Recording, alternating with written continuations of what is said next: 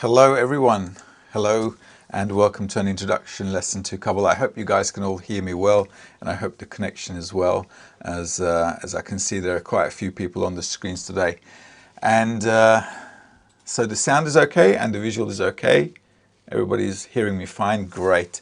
Nice to see a lot of friends from Japan, Australia, New Zealand and Turkey as well. So we're going to have an overall introduction lesson to the wisdom of Kabbalah, as you guys are probably aware because you've looked into it and registered for it. I'm going to talk a little slowly because our friends are going to be translating to Japanese. So if I'm talking a little slow every now and then, just note that somebody's translating simultaneously. So I just want to make sure he gets a relaxed translation as well. So today the main topic is the wisdom of Kabbalah, what the meaning and the purpose of life is, and what are we here to really do. And before we go into that, let me just give a little brief introduction. My name is Marty.M.Meydan, and I'm a student of Bnei Baruch since 2001, and I'm currently also teaching and studying with the group in Bnei Baruch here in Israel. It's a really privilege, it's a great privilege and an honor to be with you all today. And I hope we'll all get a great deal out of this little introduction lesson. Because it's an introduction lesson, obviously the wisdom is really deep, but the lesson's going to be an intro, so I'm going to zip file it a little bit. So it's going to be a little short and sweet kind of lecture. But if you have any questions, anything you'd like to ask about the wisdom of Kabbalah, what it is, how we study it, where it comes from, and so forth, please don't hesitate to ask. You can send your questions on Zoom. And today we can see quite a lot of people here today with us actually. Hopefully, if you have questions too, we'll get them answered as well. So I'll just enlarge that. And there we go. There we go. In case you're wondering who's with us, there's quite a lot of people, as you can see, from around the world. And we have a lot of people in Japan right now, in Tokyo, gathered to watch the lecture as well. So, okay, so let's get smashing and let's talk about what the wisdom of Kabbalah is. As the name suggests, the wisdom of Kabbalah is actually a wisdom. It's a science. It's a science about our lives. It's a science about the whole of creation, how everything was created, and not just how everything was created, but also why was everything created, because that's one of the biggest dilemmas of our lives, especially in the 21st century now, as we see society really not figuring out any way to fulfill themselves with happiness, and any further development is really not ahead of us. We don't see that we can get pleasure from many things, despite the fact we're really developed in the 21st century. And despite the fact that we have everything, with respect to prior generations, we're in a much better state. But despite all that, we're not really happy with our lives, and we feel a little lost in life. So especially during this time in the 21st century, a lot of people in humanity is asking, well, why are we living, and what's the purpose of life? Why is this reality created at all for us? And all the answers to these questions lie in this wisdom called the wisdom of Kabbalah. So the wisdom of Kabbalah is a wisdom, it's a science for us to understand our place in reality. How we can discover the purpose of life and actually what we can do to attain it. And you might find that it talks about many common things with many wisdoms in life. However, you'll find something really interesting in the wisdom of Kabbalah, and that's how to practically achieve the purpose of life, like what to do to become and to attain that purpose in reality. So it's a very special wisdom, and it's a very, very old wisdom. And talking about its age, let's also talk about where it comes from just briefly. The wisdom of Kabbalah first originated from a person called Adam, which is nearly 6,000 years ago. And Adam was the first person to actually understand his nature and the collisions that it was going through with the common laws of nature. And as you probably are aware as well, nature is in balance. It's quite balanced. The animate, vegetative, and the still levels of reality, they all function in a balanced way, except humans. We simply like to use everything for our benefit, like we're using the planet right now for all our benefits, and you can see how much ecological disasters we're having. All of the ecological disasters are because we're actually abusing nature, we're abusing the planet. So this person called Adam, 6,000 years ago, discovered that there was a difference between how nature worked and how his nature, his desires and how his thoughts were conflicting with the common laws of nature. And through the study of the laws of nature, he was actually able to discover and perceive a higher level of perception where he could actually understand why everything in life was working the way it was working. And this wisdom later developed by many Kabbalists, because a person who attains this level of perception, this higher level of understanding about how the reality functions, what's behind reality, and the person's place in reality, is called a Kabbalist. So after Adam, there were actually a lot of Kabbalists, quite a few in fact, because everyone taught each other at the time.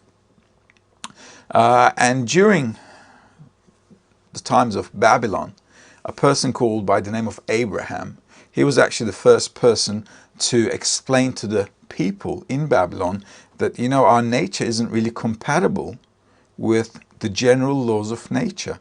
We're actually destroying each other, we're constantly fighting each other, we're constantly in wars, battles, and although nature has a very simple balance, we seem to be very out of place. We just don't seem to be in sync. We're not synchronized to nature. And that was the reason that all of the suffering was happening. He said the cause of our suffering, our lack of fulfillment, why we're not happy in life, is simply because we're not adapted to these laws of nature. And so the wisdom of Kabbalah has been developing since then. And throughout the centuries also, not just the wisdom of Kabbalah has been developing, but also our ego has been developing. And right now we're going to touch on this topic a little bit about how the wisdom of Kabbalah describes to us what we are, what our essence is, what our nature is, and what the general laws of nature are, and how we can really adapt ourselves, we can reconcile both natures in order to come to a certain balance.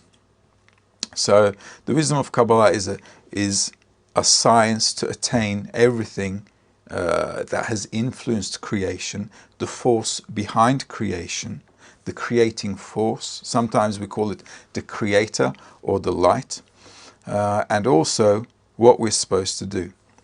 Now, before we jump on further, if you ever looked into the wisdom of Kabbalah on the internet, you'll probably find a lot of different definitions, a lot of different things about the wisdom of Kabbalah.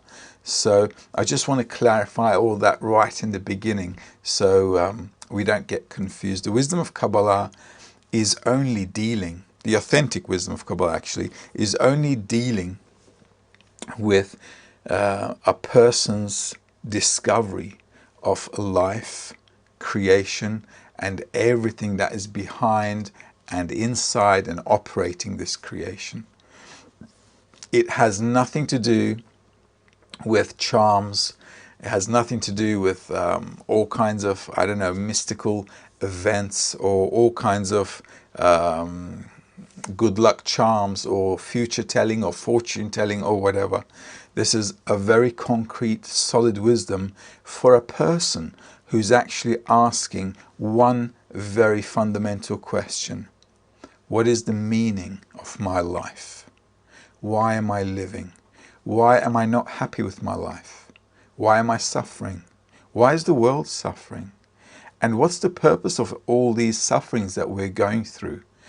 The problems between us, the problems in ecology, the problems in all kinds of events in life, our family, our friends, all the problems we have between countries. We just seem to have this constant, non-stop distress an ongoing conflicting state of humanity, also at an individual level, even though we may not be in a serious war currently in the world. But think about all the daily struggles that we're going through, where we don't have any questions why bad things happen to us, and even if nothing bad seems to happen, or why we're simply not happy with our lives, why we're not fulfilled.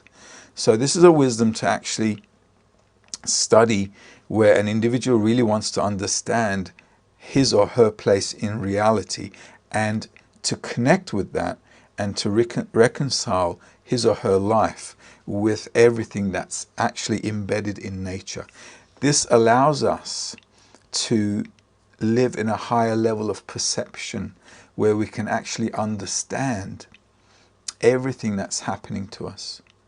Because at the end of the day, our world is a reactive world. Something happens to us and we react. We don't really even know what we're going to do the next moment, because we don't know what's going to happen the next moment. So our life is, if you look at it, really blurry. And in order to come out of that blurriness, a person needs to attain what is called the reasons for creation, the reasons for existence, so that we can actually have some kind of a direction, so we can give some kind of purpose to our lives. And there is a general purpose for the whole of humanity. There's a general purpose for the whole of humanity. And that purpose is actually to attain this higher level of perception, this higher level of existence, which is actually living in a state which is independent and beyond our corporeal bodily existence. Because at the end of the day, what really is our body? It's just an animal, just like any cat, dog. It also is born, it lives and dies. But what's that special thing that we should attain to go beyond this reality? And this wisdom really opens the gates for us to delve into how we can go beyond this perception, beyond our five senses, and actually attain something much greater. Sometimes we call it in the wisdom of Kabbalah a soul. You can call it a sixth sense. You can call it a higher level of perception. However, there is a purpose which is a high level of existence for humanity. And it's actually for everybody in humanity. So Kabbalists look at the whole world, the whole of humanity, as one family, really. And this is why this wisdom can be studied by anyone, regardless of their religion, their race, color, any tradition, or so forth. Because at the end of the day, it is a science, and the science is beyond all the corporeal understandings or cultures that we're really living inside. So now that we understand that this is a wisdom, let's take a look at our lives a little bit, so we can, from our current state, maybe direct ourselves to what the future holds for us, or according to the wisdom of Kabbalah, what it should be holding for us.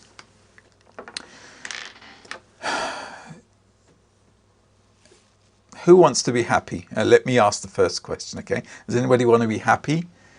Yes? Raise your hand if you want to be happy. Somebody must want to be happy. Okay, great. So I've got a few people at least want to be happy. So it's great. Okay. So here lies the question, really, right? Sometimes we understand that, well, we don't understand. We feel very actually not happy at all. We're unhappy, a little distressed, a little empty, not feeling fulfilled with life. Despite the fact that we can get anything we want, we are still not fulfilled in life. If you look at our lives and compare it to, I don't know, 100 years ago or 70 years ago or a few hundred years ago, we have everything. And a few hundred years ago, even 100 years ago, people didn't have much. You know, just finding daily food was a problem a few hundred years ago. But now in our lives, as you can see, we have everything. We have food, we have internet, we have cars, we can go wherever we want, we can travel wherever we want, we can actually really do whatever we want.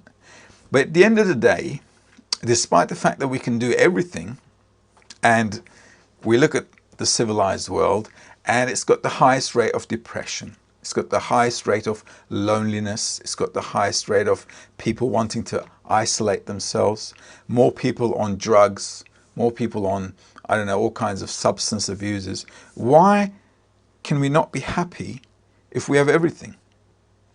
So that's the big dilemma of humanity, and this is why lately you've probably heard in many countries they're making marijuana a legal I don't know, legal pastime. I don't know what they call it nowadays. Okay, it's drugs basically, but they're making it legal. Why? Because so that we can somehow get out of this this state of feeling uneasy or stressed or I don't know, sadness. And there's a very simple reason for that in laws of nature, which is what the wisdom of Kabbalah is really dealing with. The wisdom of Kabbalah says our nature is programmed to want to be fulfilled. By nature, we want to be happy. And in order to fulfill ourselves with happiness, what we do is we try to get what we want. And the Kabbalists say, well, this is a bit of a problem, because if we're a desire to receive, let's do this in a drawing. If I'm a desire to receive pleasure,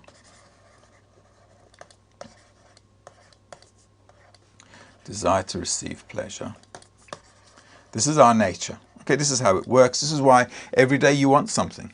Okay, you might want things today, you might want things for tomorrow, 5 years later, but all of us have desires. And we want to fulfill these desires because we think that if I get what I want, which is fulfillment, I'm going to be happy. Okay? This is how it works, right? This is how we've been raised as well. They tell us when we're children, listen, you know, go to school, finish your college, get the job you want, then you can make the money you want, you can buy the things you want, you can go wherever you want, you can do whatever, and you can be happy. Right? This is how we were raised. At least my generation was half like that, if not more of us. So that's how we went out. We went out to go do something and to conquer the world and to be happy. And because this is our nature doesn't really disagree. So yeah, let's go, let's get things, let's be happy, let's be fulfilled, let's do whatever we'd like to do and be happy in life. Okay, you only live once, right? So you want to make the best of it. Well, there's a bit of a problem with this, because every time you get what you want, the desire, this is the desire, right? The desire and the fulfillment, they cancel each other out. It's like you're back to square one. Well, not back to square one, because you're in a minus, because you exerted effort, I don't know, maybe paid money, invested time, and that's all gone. Think of it like you're having your favorite meal. Okay, you're really hungry and your mum has prepared your favorite food. So you come home really hungry and you start eating with a really good appetite because you've got a big desire for the food. All right, you've got a big desire and a big appetite. But as you eat, what happens? Your taste buds feel the taste of the food, the pleasure, less and less and less. So the pleasure, the fulfillment is decreasing as I'm fulfilling my desire. So you think, well, wait a minute. As I'm eating my favorite food, halfway through, I'm already not feeling the taste in my taste buds anymore because my taste buds are used to it. Okay, so the first, for example, one of my favorite desserts is chocolate ice cream. Right? The best taste is when you get the first lick. Okay, because you get the first lick and that's when you really, really taste the chocolate. And then afterwards, by the time you're like 1/3 down, your taste buds are already used to that. So you're just eating it because you want to finish the ice cream. On my mind, I'm probably thinking about, I'll have a bit of coffee afterwards as well. I'm already over the ice cream, even though it's not even finished. It's like that with all our desires. Anything we buy, it has a time span, like a rack life cycle, and it ends, it evaporates. Any desire I fulfill, the pleasure goes away. It could be clothes, it could be a new car, it could be a new house. You get the pleasure at first, depending how big pleasure depending on the size of your desire. Okay? If you really, really want something, it's something really great, and you get it, there's a lot of pleasure in it. But over time, with everything, that pleasure just fades away. It just goes away. And we're left constantly running after something else to compensate this lack of pleasure. It's like a dog chasing its tail all the time. Because we have this understanding that pleasure and fulfillment is only getting the things we want in life and filling ourselves up. Could be with anything. Could be with, I don't know, any desire you have. If you have a desire and if you get it, they'll cancel each other out. You'll always be left with a zero, well, with a minus, possibly a minus in the bank account as well. And the reason is this law in nature. The desire and the pleasure, they always cancel each other out. Now, because we're all sick and tired of that in the 21st century, what do? We ask ourselves about the meaning of life. Why are we living? What's the purpose? If I have everything and I'm still not happy, why am I living anyway? So all these questions are currently surfacing in humanity because we're really developed to that state now where we look at our corporeal life and we don't really see any more pleasure that we can get. However, though, despite this is how nature works, this desire to receive pleasure is always inside of us. So we're in a bit of a dilemma. On the one hand, we're a desire to receive pleasure and we want to be happy, we want to be fulfilled. And on the other hand, though, if we carry on living in this format, we're never going to be happy. It's just not going to happen. It cannot happen. So what kind of a problem are we in? On the one hand, we need fulfillment because that's our nature. Our nature really seeks fulfillment. It wants to be happy, but it cannot be happy the way it's working right now. So the wisdom of Kabbalah says, well, here is the purpose of life. In fact, the purpose of life is to be happy. The purpose of life is to be fulfilled. The purpose of life is actually to be fulfilled all the time, non-stop. Our problem is we're going about it the wrong way. And this is why humanity is in a vicious cycle and it doesn't really know how to get out of it. So here comes the wisdom of Kabbalah from all the way from Abraham, from the years of Babylon, thousands of years ago, explaining us this simple law in nature. We're a desire to receive pleasure, but if you get fulfilled, pleasure and the desire, they cancel each other out. This leaves the question, if I want to be happy because that's my nature, what do I need to do? Okay, that's the question. And like I said, the wisdom of Kabbalah says, well, the purpose of life is to have endless happiness. So we're just going to touch on that right now. Now, I did say we'll talk about the history of the wisdom of Kabbalah for a little bit, and I'll do a little brief introduction if I can get my head around it. Now, overall, for thousands of years, humanity's egoism, this desire to receive pleasure, has been increasing. Okay? So throughout the thousands of years, let's call this, let's say for the benefit of the exercise, minus 5,000 years. Until, let's call this here, 21st century.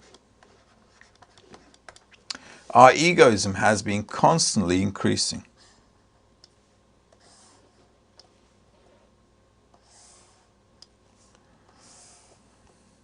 An ever-growing egoism.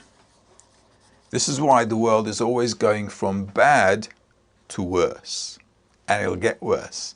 It won't stop getting worse until humanity understands that the way we live right now, eating up ourselves, eating up others, eating up the planet, it just can't go on.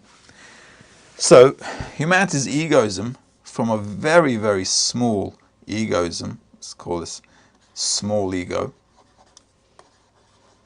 to the 21st century is now maxed out. Okay, maxed out. Our egoism doesn't have any other place to go. If it did, we'd be chasing those desires. It just doesn't see anywhere else to go. And how would we know that? Well, we'd know that due to the increase in depression, due to the increase in drug abuse, where people want to just disconnect from life.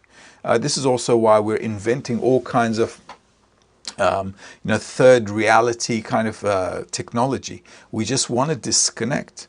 All the inventions actually we're coming up with lately, trying to go to Mars, trying to live in space, putting some 3D goggle on and just disconnecting myself from the world completely, or taking a drug and just forgetting about life, is simply because we can't find anywhere else to go, and we just want to disconnect from this reality.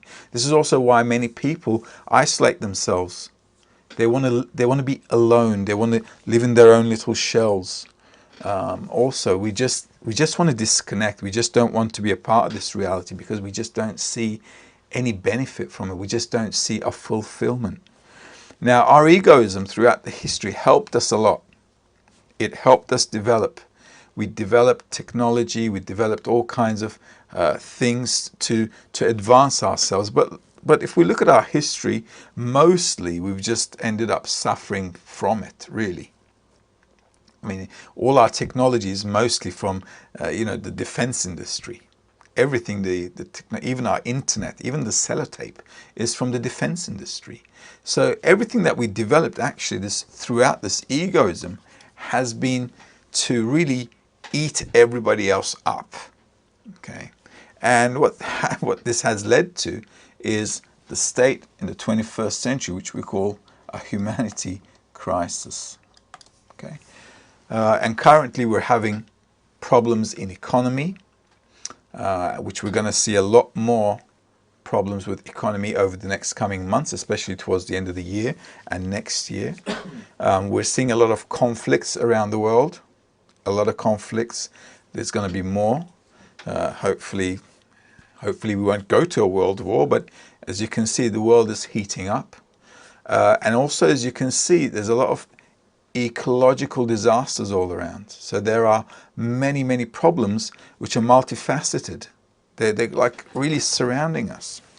From earthquakes to tsunamis to the icebergs melting, the forests burning, all kinds of things. And we just still can't stop ourselves from eating the planet up even more. So this period that we're in is really affecting us from an ecological, from a social, and also from a personal perspective. And it's really surrounding us and squeezing us. It's really like life trying to, say, come on, ask about why you're living. What's the meaning of your life? Why are you existing? It's seemingly bringing us all these problems just to, ask us this, so we can ask this question to ourselves. What am I doing with my life? So the wisdom of Kabbalah says, well, there is a solution to that question. And that solution to the question is actually to study, to work on ourselves, let's say, in order to change ourselves so that we can adapt to the general laws of nature, where everything in nature by itself is in balance. And all the ecological disasters, mind you, we're having is because we're not balanced with ecology. We're not balanced internally with ecology. We're not balanced socially as humanity with ecology. We're not balanced amongst ourselves. Forget the ecology, put that aside for a moment. So this lack of balance, this lack of harmony in society, in our nature, obviously is causing all the problems at an ecological level as well. So the wisdom of Kabbalah says, well, look, throughout history, from Babylon onwards, where we first did the industrial revolution with farming, all the way up to here with all the revolutions, the technology and everything, we've come to this point where we're like, well, we have everything, but what's the meaning of life? What is the meaning of life? And the wisdom of Kabbalah answers and deals with this question.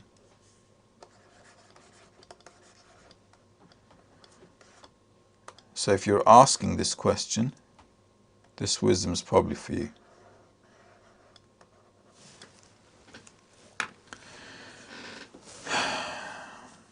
Which means that anybody can study the wisdom of Kabbalah. Anybody that has a question about the meaning of life can study this wisdom. In short, this wisdom tells us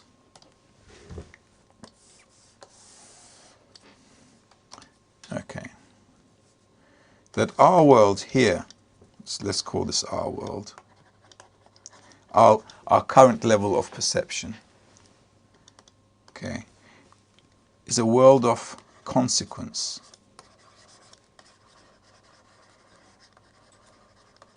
Consequences. It's a result. And everything that happens here is actually influences of laws of nature, or you can call it the creator.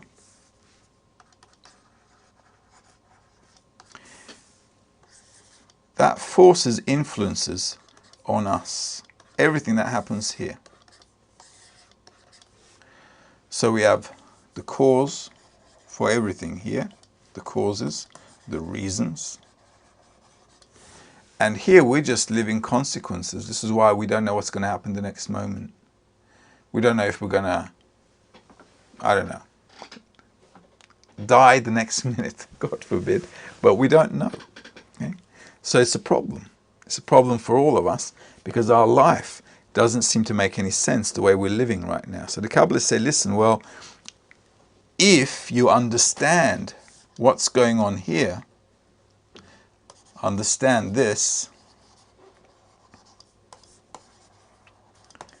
and down here, you'll be a happy person.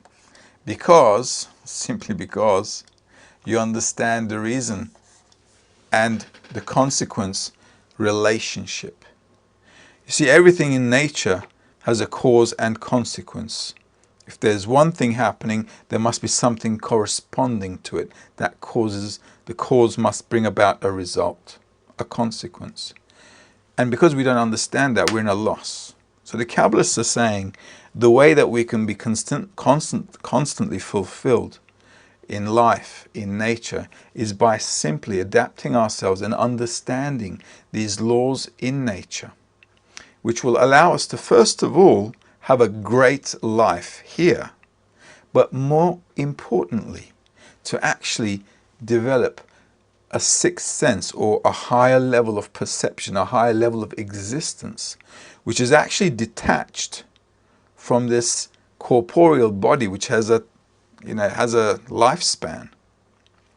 So this life, this world, and the whole of creation is actually created for us to attain something much greater and beyond the limits of this world. And we can also use this science to actually build a great world here and attain something beyond this world, which is actually to reach that perception of the creator, or call it this upper force of creation. And that is actually the purpose of life, to exist at a much higher and exalted level.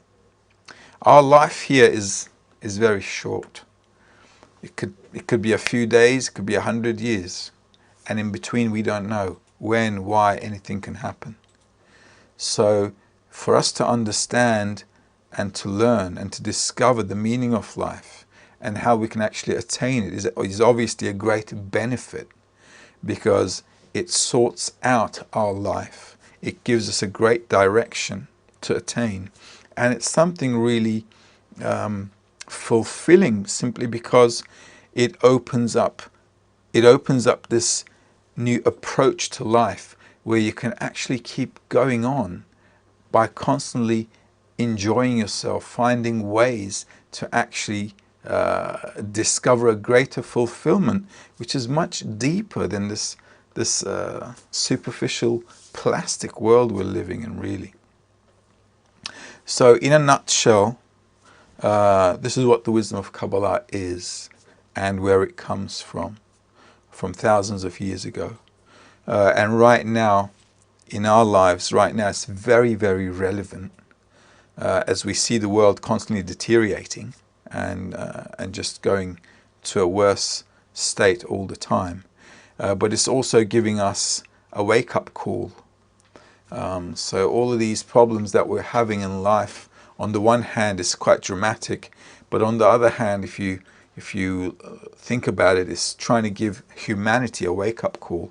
Everything now in ecology, in society, all the things that can happen in the world right now, if you look at it, from wars to all kinds of diseases, or we haven't even started experiencing problems at the vegetative level yet.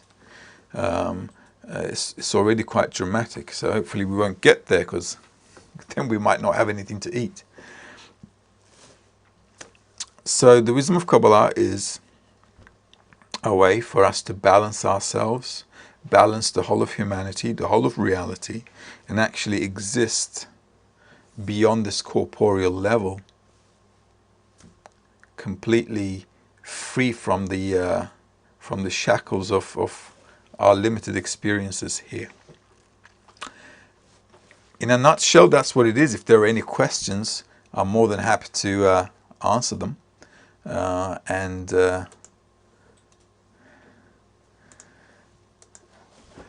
I do recall we have a few questions that came in earlier, which I'm going to touch on right now, from our Japanese friends, from our friends in Japan. So it's actually really good to see them. In fact, if you guys don't mind me putting you guys up there we go. There's our friends from Japan as well. So hi to everyone from Japan. It's really good to see you guys there in Tokyo. I wish I was there in person. So hope you guys are all well. Great. So a few friends from Japan sent some questions in. So let's start with them and we'll warm up a little bit. Okay. In Japan, when we hear the word Kabbalah, we think about changing words into numbers, numerology, or gematria. If I start to study Kabbalah with B'nai Baruch, will we deal with numerology as a part of the study at some point? Well, numerology comes... Well, what is numerology? Okay, let's first take a look at that. Gematria, or numerology, is actually using numbers to express something.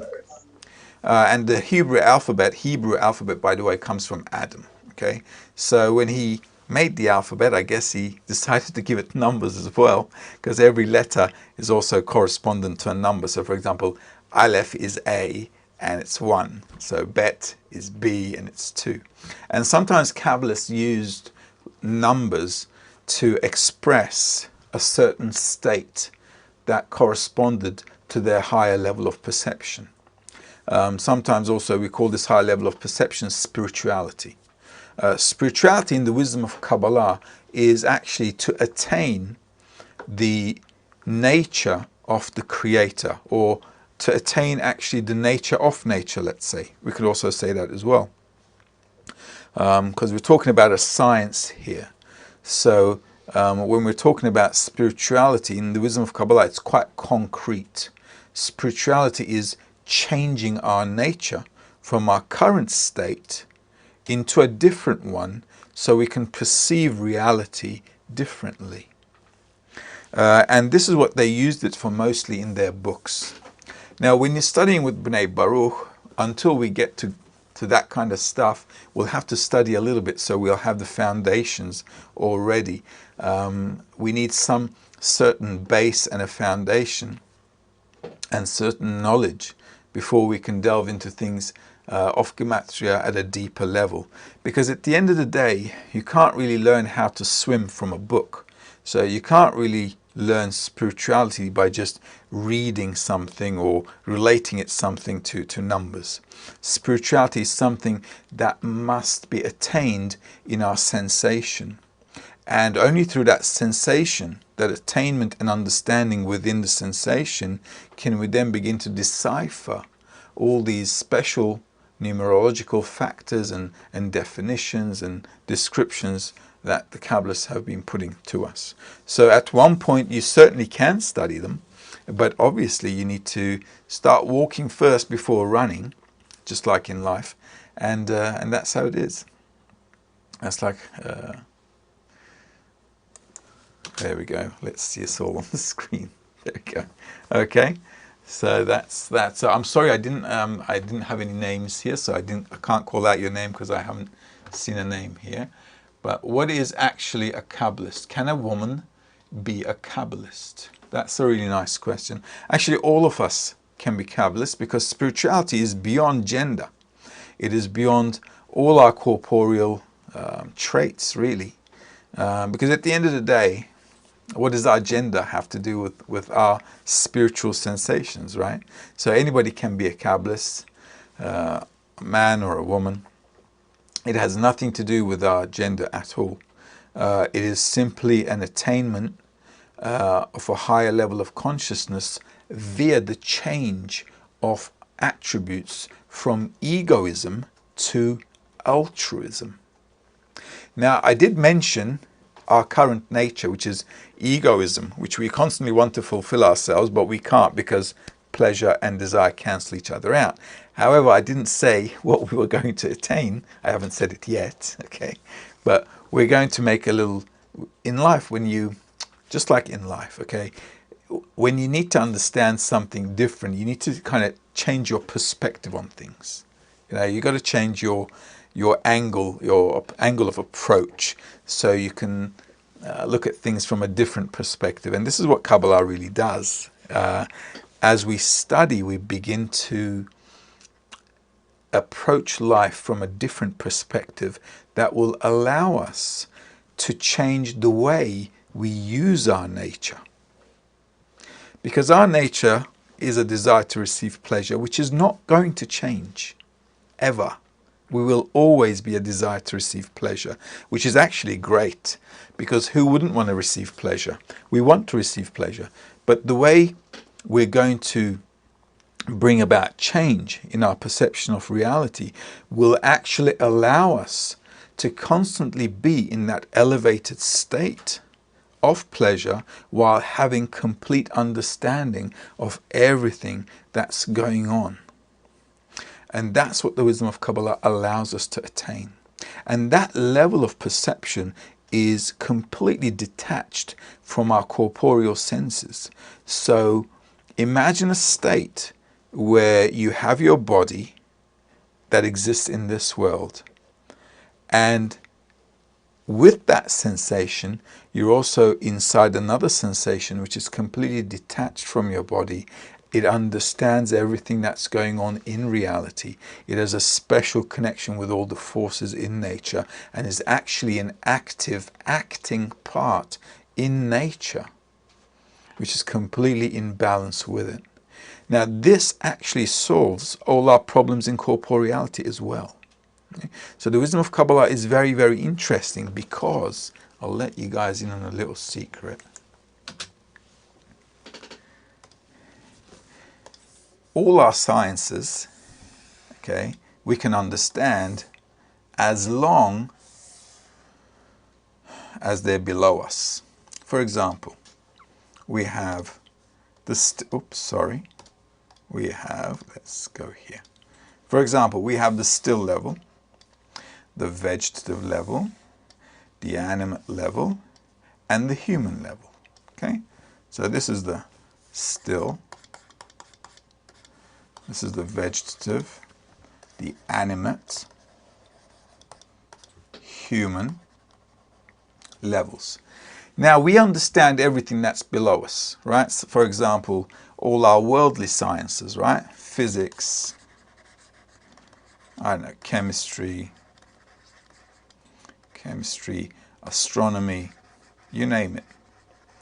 Anything that relates to investigating the still level, we understand because there's simple laws of nature that we just discover. Same with the vegetable level, with botany. We understand how plants, how they live, how they reproduce, and so on. And with the animate as well, we can look at biology. We look at our body, we examine it, and we understand all the connections in our bodies as far as they've discovered it. I'm sure there's quite a lot they need to discover as well.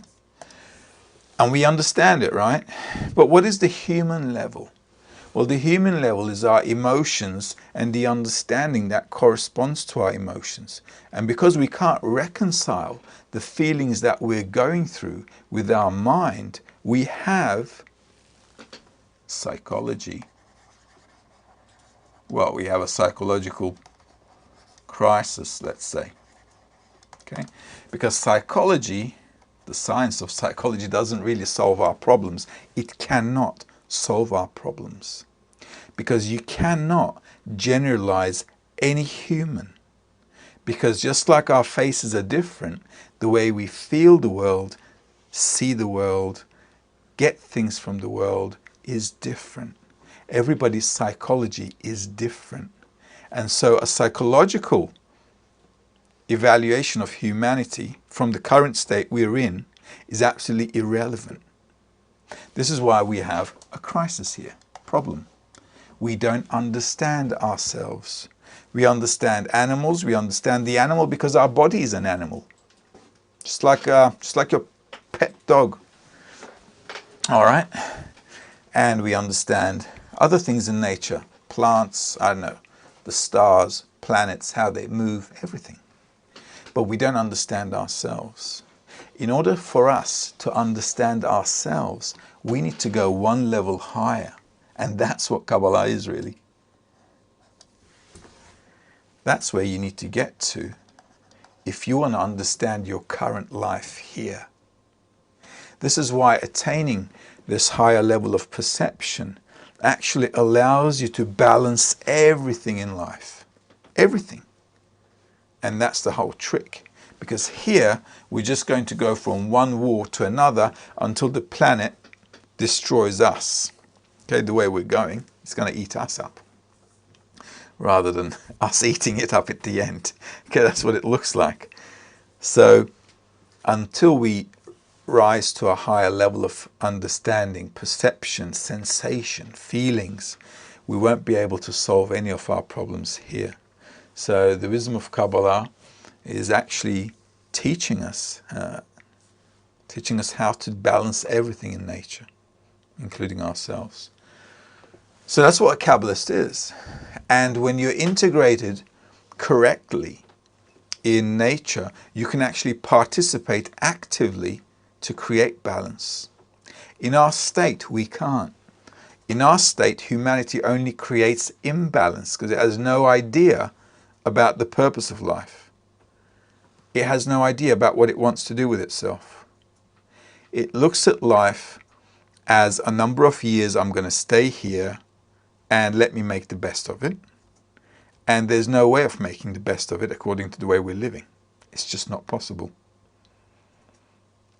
Only if we go through a change can we make this reality, this world, completely balanced, great, wonderful, and on top of that, attain something that makes us completely independent from our bodily presence, from our bodily lives. So we can actually really live forever.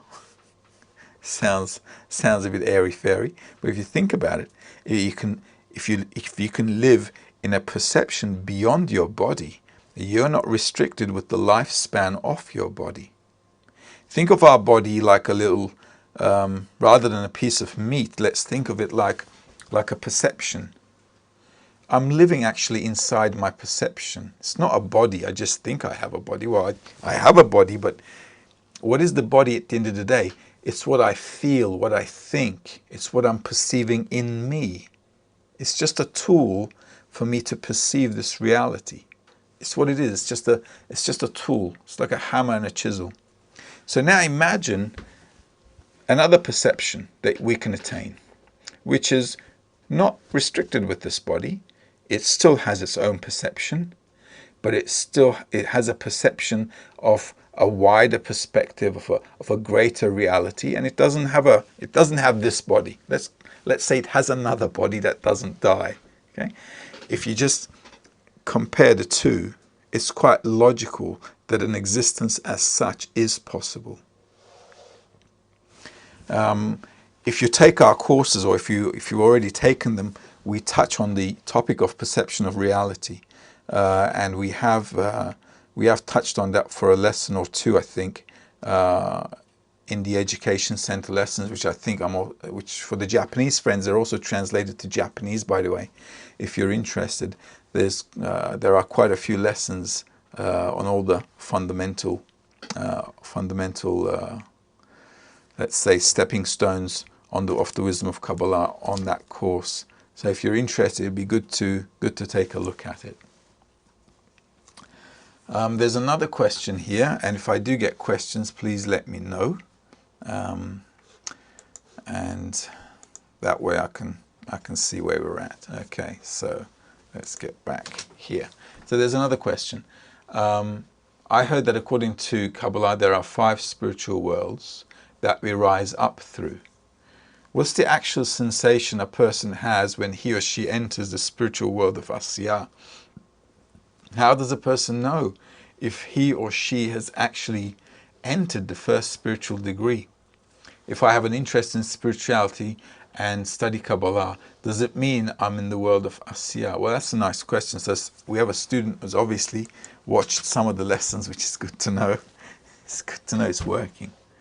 All right, there we go. All right, so you're right. So let's take a look at it diagrammatically, okay? This is our world here. Now, in our world, we don't feel spirituality. We're just stuck in this body. And what this body does is, just goes to rest in peace. Okay, this is the end of this body, right? So spirituality, if we attain it, well, when we attain it, because we have to attain it, it's a purpose in life. It is the purpose for all of humanity to attain a higher level of consciousness, and there is no running away from this purpose in life.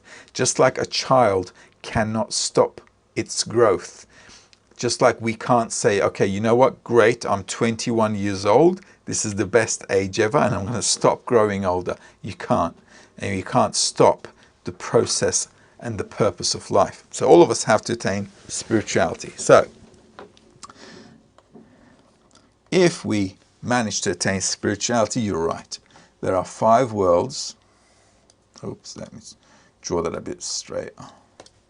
Use the straight line here. It's the world of Asiyah, Yetzirah, Biriyah, Atzilut, and one more, Adam Kadmon. So these are spiritual worlds. Now, spiritual world means I'm living, in a certain degree of perception which is deeper than what I would be perceiving previously. So as we attain spirituality, I'm actually attaining a deeper understanding, a deeper sensation, perception of life, which is actually exactly how we grow in life. When we're a little baby, we don't feel the whole world. We don't know what's going on with the whole of the planet. We're a little baby, we're in our mother's arm, and we're being fed, we're being looked after, and we don't know about everything that's going on in the world, do we? We don't. But as we grow up, we begin to understand that I have a family, I've got friends, school, this is my country, this is the neighboring countries, this is the planet, and oh my God, we've got the moon, the planets, and so forth. All of a sudden, as I grow up, my perception of reality is also growing with me, isn't it? So in spirituality, it's the same thing.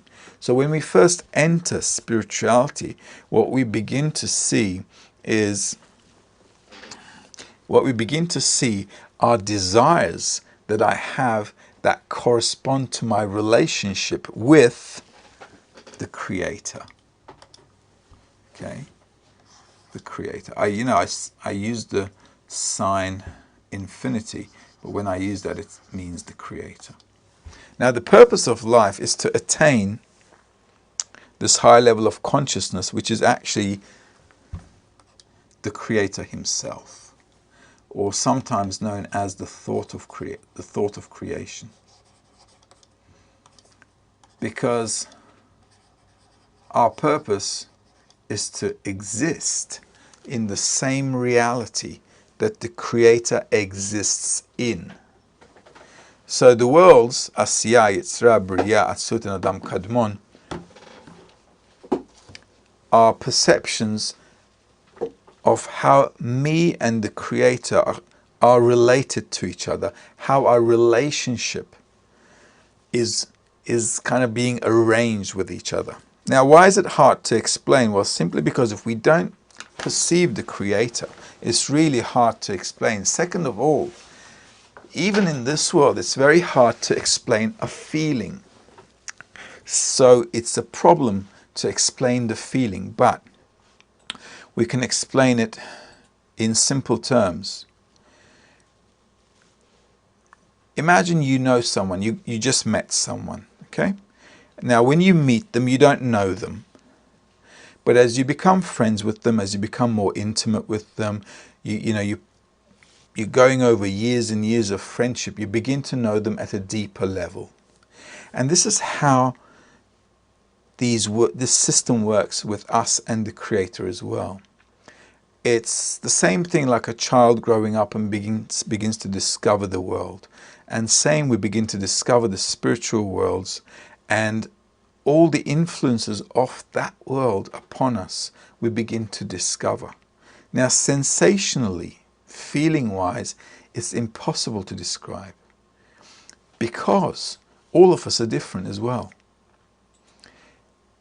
Anything you like, okay, let's say this is a friend from Japan, okay, let's say you and I both like sashimi, okay, we really love it and we're just getting a great taste from it. Even if we both love it, the way I love it and the way you love it will be different because we're different.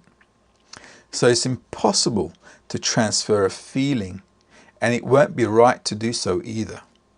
And this is why it is best to really let the person go in there and discover it themselves, just like a child is always running around trying to discover this world. If you look at babies, they're always from here to there, tasting everything, touching everything. They want to grab everything from your hand to see it, to touch it, to taste it, and they want to discover it. So that discovery is very individual, and it must be so for all of us. Otherwise, it won't be a special thing. And in the books of Kabbalah also, they don't really talk about the sensation. They just talk about the overall reality of spirituality, which as we integrate ourselves into it, we'll discover these new sensations and feelings. It's a nice question, though. Now we have another question. What do we, the whole of humanity, need to awaken? Is this from Japan? Mm-hmm. Yeah, okay. Do we know the person's name? No? Okay, so we have a question from a friend from Japan, which we don't know the name of. What do we, the whole of humanity, need to awaken? I think we just need to, rather than need to awaken, because the world is already awakening us, okay? And you wouldn't be here if you weren't awoken somehow. If you think about it, anybody who comes to the wisdom of Kabbalah is really asking about the meaning of life.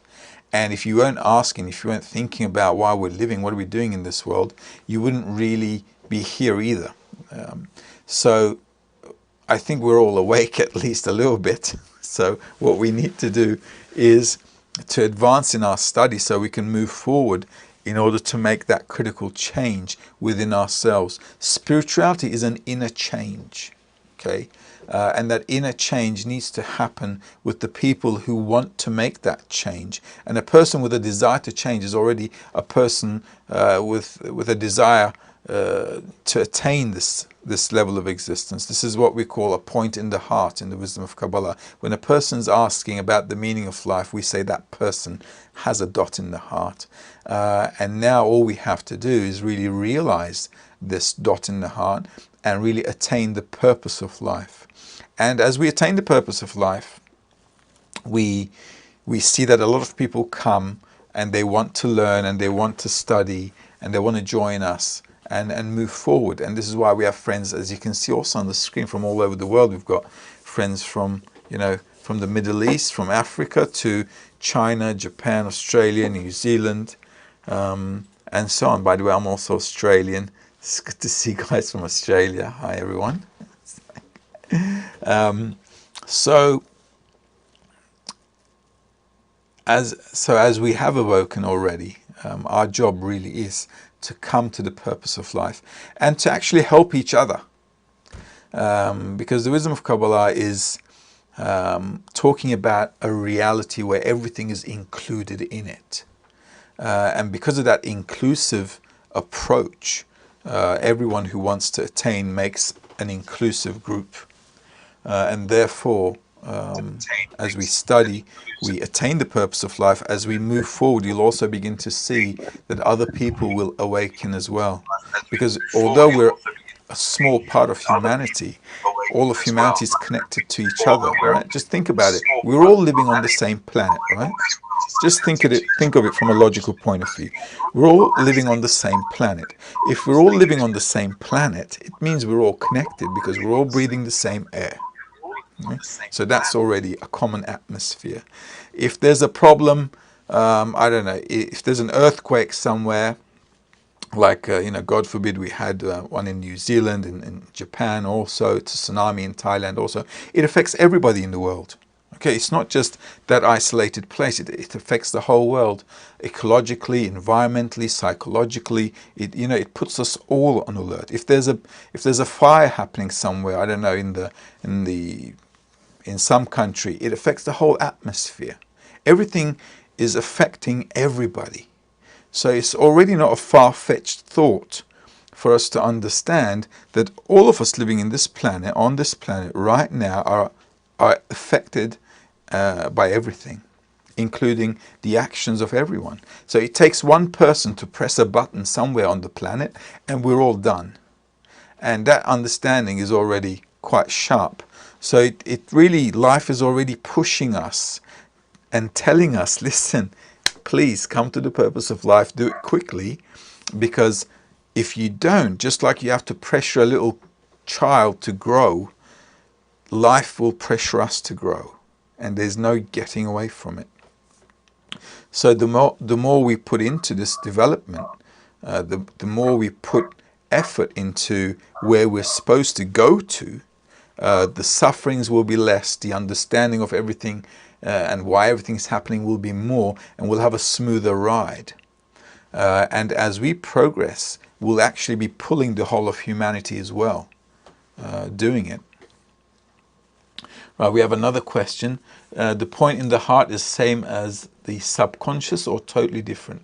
Well, it's the point in the heart is apart from actually the conscious you. Okay, in this reality, we're not really considered conscious. So subconscious is also not the subconscious as well. The dot in the heart, let me draw that, actually make it a little bit easier, hopefully. Okay. All of us, in fact, everything in life, the whole of reality is holding within itself a spark of energy that allows it to exist. And the dot in the heart is actually, let's say this is our spiritual existence. Spiritual existence. The dot in the heart actually is a memory from the Creator. Let's call it that for a moment. Okay, if you've done the course, or if you're going to do the course, the Wisdom of Kabbalah course, there'll be more on this topic. But let's just say, for the benefit of this short lecture, that the dot in the heart is just a memory of our state in spirituality. It's the memory of our connection with the Creator. Let's call it that. Okay, and this memory, this impression, it wants to go back. It wants to get back into perfection. It wants to go back into this conscious level of existence. This is why we have the body, and a person who's asking about the meaning of life, we say he has a dot in the heart, or she, because he or she has this urge, this push to discover the meaning of life. And the meaning of life is actually to attain spiritual existence. Now, if this dot in the heart didn't exist, we'd never ask the question why we're living. We'd live like an animal and everything would be fine. Our egoism is also attributed to the dot in the heart, because you can't have one without the other. So if this dot in the heart inside a person had not awoken, if it was not asking the question, why am I living, there'd be nothing to talk about. So it's a memory of our conscious state, actually. In this world, if I'm just living inside this body, I'm in a coma. That's it. With a C or a K. Did I get it right? Okay, that's how it is. We're in a coma here. We don't have any conscious understanding of what we're living for. We're like an animal, really. Slightly a bit more sophisticated, completely out of whack and balance. But yeah, other than that, that's about it. This is why it has a limited life, and it will die just like a cat or a bird or an insect. This is the beginning of what a person needs to build, which is the next level of consciousness while living in this world. This is why they must be together. One without the other cannot do. So everything we must accomplish while we live in this world. Nothing's going to happen after we die. It can't. Think about it. What could possibly happen when we die? Nothing. This is why the dot in the heart is crucial. And that's what we need to realize. Why are there so many different kinds of Kabbalah? In Japan, there are many different fortune tellings like tarot cards, etc. Well, because we're a desire to receive pleasure, and we like to do things, and we like to use opportunities that can get us things like money. Okay, it's the story of human history. You know, we like to sell anything and everything if we're going to make a quick buck. Okay, and this is like how it is with many things in life, with many religions. If you look at religions, if you look at anything in life, humanity is willing to sell anything and everything if it's going to make a quick buck. With the authentic wisdom of Kabbalah, unfortunately, we don't have any miracles for you, except the miracle of attaining a higher level of perception, which can actually really bring you to a new level of existence. And actually, I think that's what a miracle is. At the end of the day, even if they get your tarot cards correct, you're not getting away from life. It's not going to happen. All right? And trust me, you might not want to know what's going to happen tomorrow. Not everything, if you have a little bit of experience in life, you know not everything is they're not honky-dory. Okay, life isn't. And it will slap you about. So probably better not to go and get your fortune told, because if you look at life, it's only getting worse. So maybe just not know, just close your eyes altogether anyway. All right, so we have another question. Our friend Akiro, if I want to awaken the whole of the world, what will I do that for? Well, that's a nice question. So for example, we're now teaching a lot of people around the world, right? Why would we want to do that? Okay. Why would I want to awaken other people? Why would I want to tell anyone actually about why we're living, the purpose of life? For one very good reason, which I just mentioned earlier, is that if we just look at life from the side, we can understand that all of us are connected. Everybody. Doesn't matter if you're in Japan, Africa, I don't know, Turkey, Australia, New Zealand, it does not matter.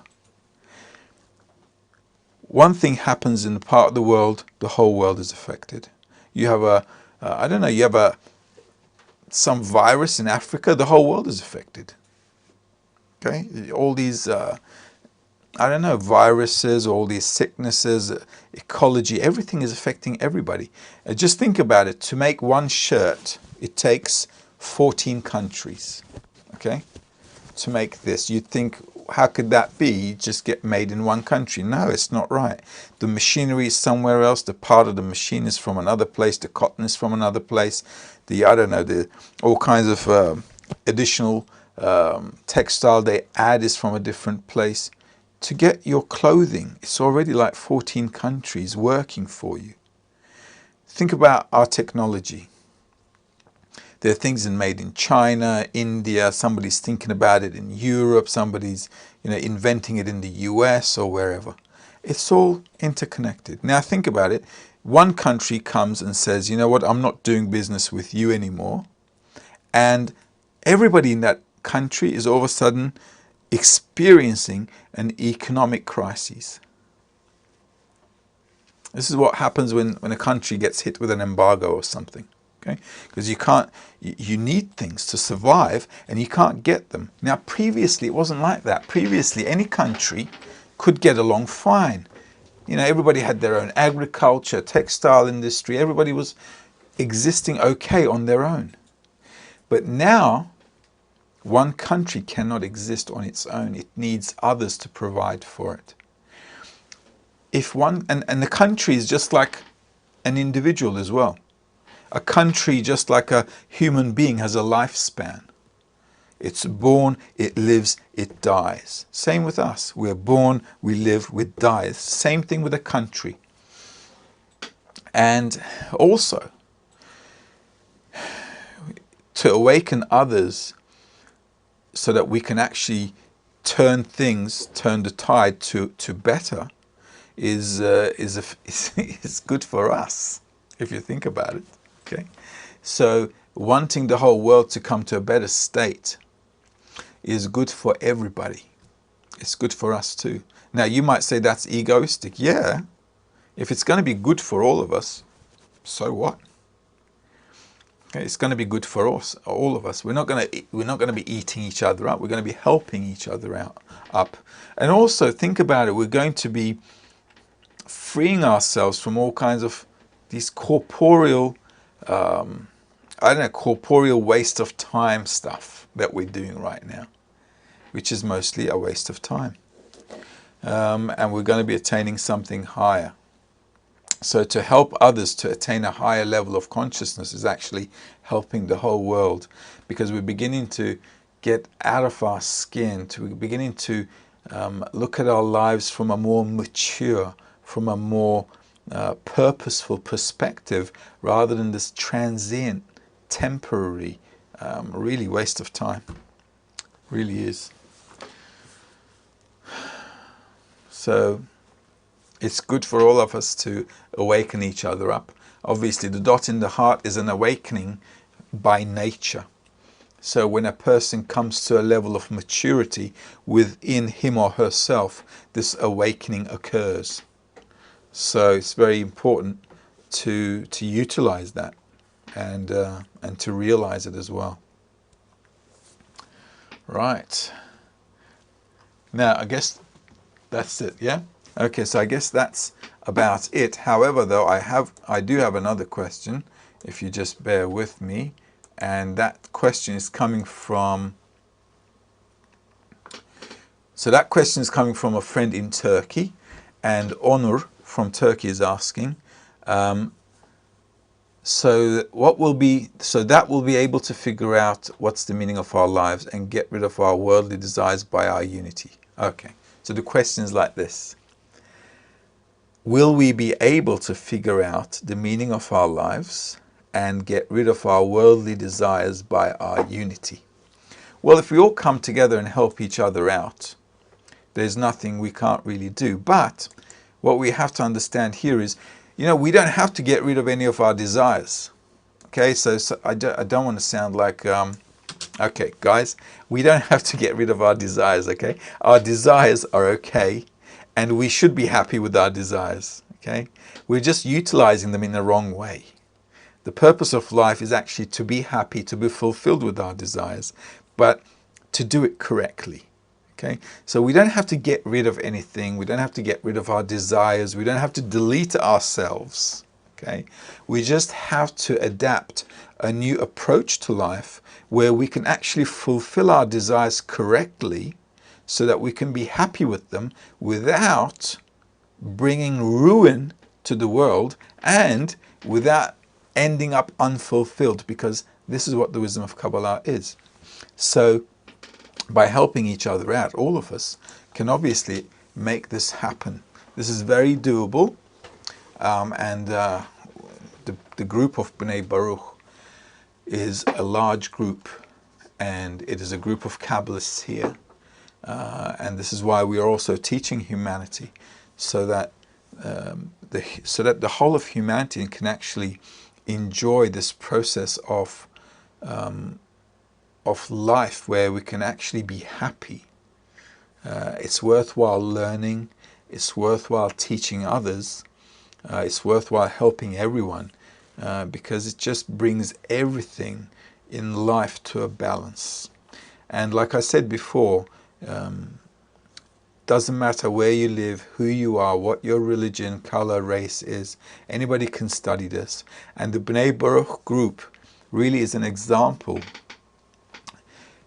of how so many different people from all around the world, from different religious backgrounds, cultures, everything, can just come together and through this amazing wisdom really begin to discover this point of joy, happiness that is ongoing. It's an experience that's worthwhile tasting, and if it wasn't worthwhile, we certainly wouldn't be doing it. I've been studying for nearly 20 years. I can definitely say I can't get enough of it. So, I don't know, I recommend everyone to evaluate their lives, really. It's like a bit of accounting. So what do I have in my life? And according to this wisdom, what can I get from life? And this should be a very concrete calculation for everyone. Yeah. Okay. One more question here from our friend. I heard that the root of Kabbalah is the desire to receive. After all, studying Kabbalah means to know the desire. Means to know the desire. Well, we could say that, but let's think of it this way. Okay, we are a desire. Our root is a desire. Well, how can I say? Our essence is a desire to receive pleasure. Okay, this is our essence. Our essence equals, its essence is a desire to receive pleasure. Okay, that's what it is. And this is what we need to discover. And this is what we need to learn how to use correctly in order to be happy all the time. So if I do this, it'll be a nice chat with a big fat smile. Okay? So this should be us in our constant state, actually, if we just know how to use our nature correctly. And can we say that the answer is receiving by each one who has the original property? And this is from Hiroshi. Hiroshi Otsubo. And can we say that the answer is by receiving by each one who has this original property? Yes, because we're all a desire to receive pleasure, we have to know how to correctly receive. Okay, correct fulfillment. And this is the whole wisdom of Kabbalah, correctly fulfilling myself. So we want to use the desire to receive in a correct way, where it will get fulfillment, and it will get fulfillment forever without any relinquishment of fulfillment. Okay. We have a question from Australia. Great. Itai, is that you asking the question? Yeah, I figured so. Okay. Let me just get my head around that one. So Itai is asking, what about the place to grow the point in the heart? Thank you. Okay. So, well, now you're talking about how to attain the purpose of life. Okay, so we understood, hopefully from this lecture, that we have to attain a purpose which is higher than, we have to attain a higher level of consciousness which is beyond our body, right? So a higher level of existence, that's what we need to attain. So Itai is asking is, how are we going to do that? Am I correct? You're straight to the point. How can we grow this dot in the heart? Well, just like everything in life, if I have a dot in the heart, it means I have a desire for spirituality, right? An inclination to spirituality. Inclination to spirituality. It's not spirituality, it's just a hunch, a gut feeling. If I want to realize it, I need to work on it. And for me to work on it, I need a teacher. I need the books, the right books, and I need a good bunch of friends. Okay? This, in the wisdom of Kabbalah, we call an environment. Environment.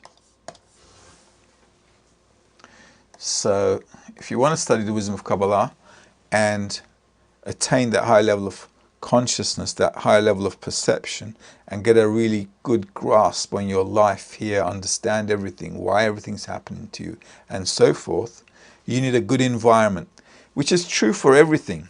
I mean, if I want to be a good musician, I'm not going to hang out with you, am I, Itai? I'm not somewhere in Bendigo. No, I'm going to hang out with someone who's good at music or whatever, right?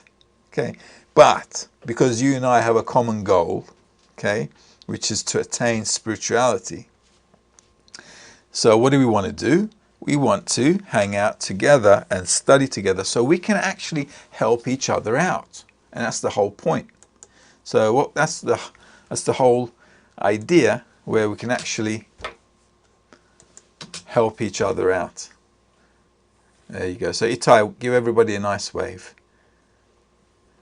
There you go. So, any other questions there, Omri? Okay, no. I guess we're also, the time is also up. Are we up with the time as well? Okay, great. So, just in a nutshell, guys, let's just sum it up. Any person who's wondering about the meaning of life and wants to study the wisdom of Kabbalah should know that this is a wisdom where a person can develop a sixth sense and attain a high level of perception and actually exist in that level of perception beyond the bodily limitations of this world and really integrate into the reality which is beyond corporeal reality while living in this world as well. And once your life passes here as well, that doesn't change the fact that you've attained spirituality. You can still exist in spirituality. Just like when we get a haircut, we still exist. Why? Because our hair belongs to the vegetative level. Our nails, we cut them off, but the body still lives. Because the nails belong to the vegetative level, and our body is at a higher level. It's at an animate level. So the below degree isn't really something that's affecting us. So existing in a spiritual level doesn't really affect your existence in your body. So beyond corporeal limitations, continuing your existence in complete pleasure and fulfillment, also while living here. Also, what is greater fulfillment than actually understanding why everything is happening to you? Imagine how you knew everything, how you knew the reason for everything, and how even the future was going to unfold. Many Kabbalists in the past wrote about the future. How did they know about it? So this is why sometimes they confuse Kabbalah with fortune telling, because some Kabbalist is describing the future. No, because when you attain spirituality, you see the whole of reality. You see it from beginning to end. It doesn't give you any boundaries of time as in now. It gives you the whole perspective of reality. So you imagine how Kabbalists were able to write to us thousands of years ago. What would happen in this century? So definitely is a wisdom with a few advantages there already. All right, dear friends, we've come to the end of our lesson. I hope you enjoyed this introductory lecture, and I hope we'll be able to have more time together. You'll also be happy to know that there are lessons that we've uploaded on YouTube, which you can just go in there and watch. Every topic is explained every week. So there are quite a few lectures on there you can watch in English, Turkish, Japanese. And also, if you're serious about taking it even further, you can register to our online academy and also take lectures and courses there as well. Join an overall community. And also, if you want to study in a group, you'll be happy to know that there are friends all around the world, and they'll be more than happy to help you. We'll be more than happy to help you. If you need anything, we're definitely helping everyone from around the world to study. We have lessons every day, and we can also do many lessons like these on certain topics if you wish to also, study something specific. So everything is at your disposal. We're more than happy to help and serve. And having said that, hope you guys have a great weekend. All the best and take care. Have a great day. Bye now.